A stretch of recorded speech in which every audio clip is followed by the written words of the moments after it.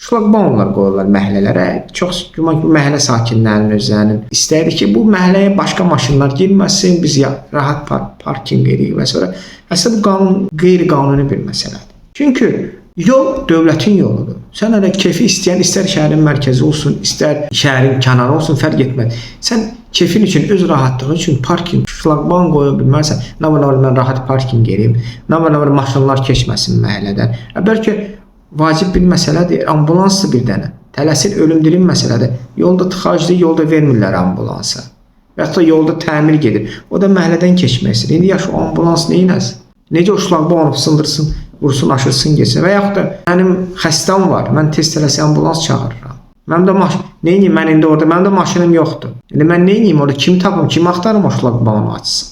Bu bilirsiniz nədən elə? Bizim vətəndaşları öz hökumətimiz kimi ancaq öz rahatlığı üçün eləyir. Yəni, əsas odur ki, mənə rahat olsun, mən rahat məhəlləmdə parking yerim, başqalarının canı cəhənnəm.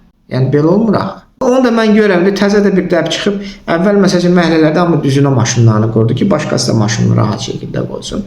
Amma indi yox, hamısı belə qoyur. Şirimu necə deyərlər. Belə qoyunda da o ən az 2 maşının yerini tutur da, düz qoy o bizdə gəlsin, tutsun. Yox, əsas odur mənə rahat olsun. Hamısında tank boyda maşınları var. Hamı narazıdır, hamı deyir vəziyyət pisdir, hamı da maşallah baxsan tank boyda maşınları var. Ancaq mənlə, yəni mən görürəm burada artıq nə ki vətəndaş, heç qonşunu belə həll eləmir. Sonra da biz, amma həmən o adamları danışdırıb, başlayacaq sənə haqsızlıqdan, qanunsuzluqdan, bunlara qarşı ədalətsizlikdən darma. Sən axı özün birinci öz-özünə qarşı ədalətsizlik edirsən. Yaxşı, bəs biz bunu neyniyək? Biz birinci öz-özümüzə qarşı ədalətli olmalıyıq ki, özümüz düzələn, doğru olmalıyıq ki, sonra artıq başımızın üstündə duranları da, o səlahiyyətləri də ədalətə, doğruluğa, dürüstlüyə çağıraq, qanunluğa çağıraq. Qanunsuzluğa yox. Amma biz qanunsuzluq eləyəndə başımızın üstündə duranlar da eyni cür bizə qarşı onu edəcəkdir. Necə ki edirlər də. Amma biz bir-birimizə qarşı da, biz də bir-birimizə qarşı bunu edirik. Yəni hər sahədə mən bunu görürəm. Hər yerdə görmək olar.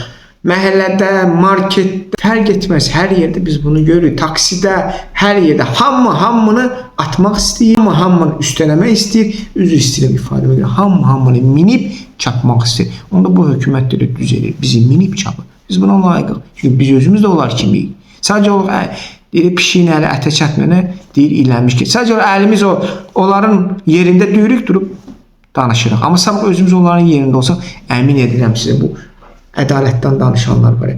Ən azı 90-95% bunlar kimi olacaq. Bax, əsas problemimiz də bizim budur. Biz özümüzü düzəltməyənə qədər nə hökuməti, nə dövləti, nə iş nə də düzəldə bilməyəcəyik.